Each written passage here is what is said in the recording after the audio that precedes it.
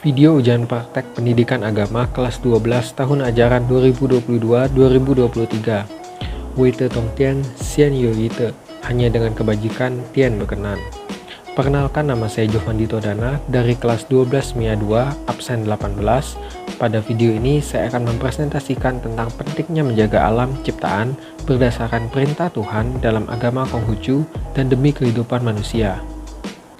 Pentingnya menjaga alam ciptaan berdasarkan perintah Tuhan dalam agama Konghucu dan demi kehidupan manusia.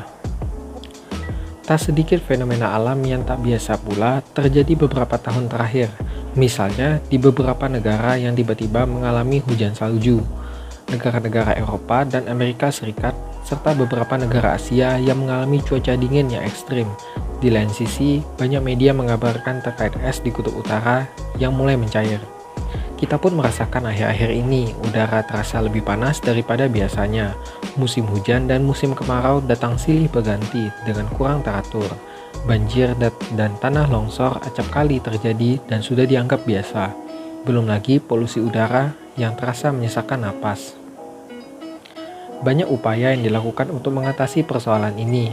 Salah satu upaya adalah ditandatanganinya Piagam Bumi serta kompensasi yang diberikan pada negara-negara seperti Indonesia untuk melindungi hutannya sebagai paru-paru dunia dan meredam pemanasan global. Bagi agama Konghucu, isu kritisnya adalah kembali kepada dimensi spiritual harmoni dengan alam dalam kesatuan Tian Ti Ren. Dalam agama Konghucu, diakui sepenuhnya bahwa manusia terikat dengan bumi, tubuh, keluarga, dan komunitas, serta tidak pernah mengingkari bahwa manusia selaras dan sepadan dengan tatanan kosmis. Eksistensi komunal, keluarga, jasmania, dan alam semesta atau bumi merupakan praktik pengikut Konghucu yang bermakna transenden. Hal ini misalnya terlihat dari prinsip Feng Shui, angin dan air, yang menyatukan rencana manusia dengan lingkungan melalui peningkatan kedekatan dengan alam. Zheng Qi berkata, pohon wajib dipotong pada waktunya, hewan-hewan wajib disembelih pada waktunya. Nabi bersabda, sekali memotong pohon, sekali menyembelih hewan tidak pada waktunya, itu melanggar laku bakti. Ajaran Nabi Kongce tentang bakti juga menekankan pentingnya sikap untuk tidak semena-mena terhadap alam.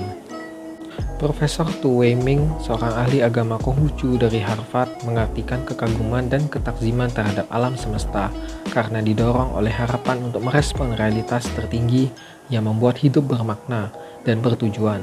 Dari perspektif penciptaan ataupun evolusi, manusia berhutang budi pada Tian, bumi, dan ribuan benda untuk mendukung eksistensi diri. Dalam upaya membayar kembali hutang ini, manusia wajib membina diri sehingga bisa mencapai kemanusiaan secara penuh di tengah-tengah keajaiban eksistensi. Dalam pengertian tertinggi, realisasi diri bergantung pada mengetahui dan melayani Tian, Sang Pencipta.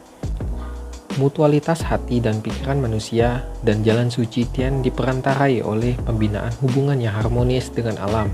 Melalui pembinaan diri semacam itu, manusia membentuk tiga serangkai dengan Tian dan alam semesta.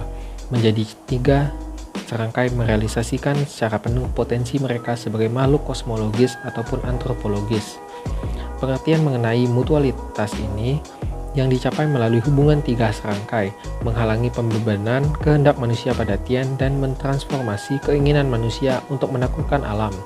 Melalui keyakinan dan pemahaman ini, manusia tidaklah sekali-sekali berkehendak menaklukkan alam dan menyombongkan diri sebagai penakluk alam, namun menghargai peran alam dalam membawa manusia ke pencapaian yang lebih tinggi.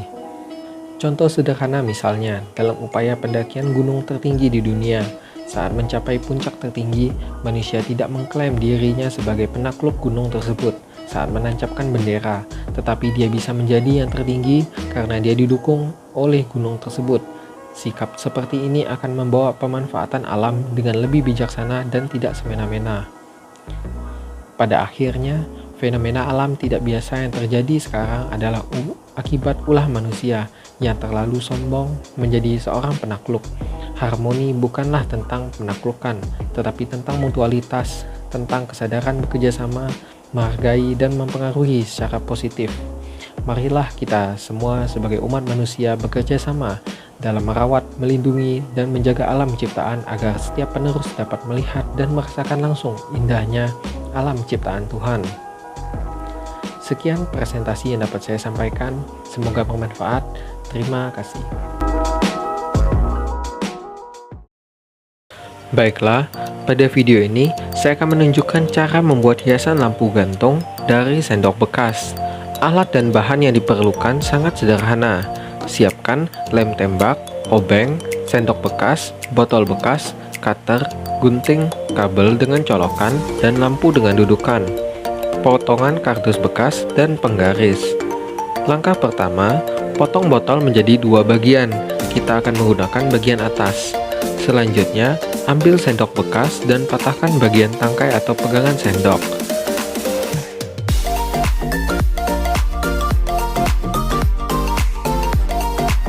Kemudian, rekatkan sendok di botol dengan lem tembak. Lakukan secara melingkar sampai semua bagian botol tertutupi.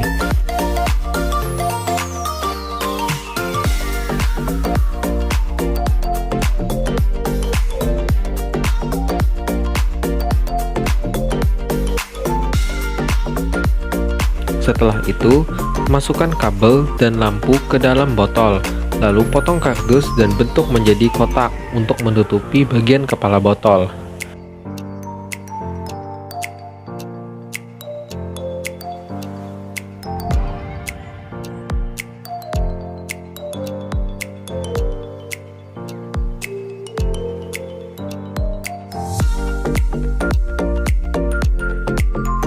Kemudian, pasang kembali colokan lampu dengan kabel.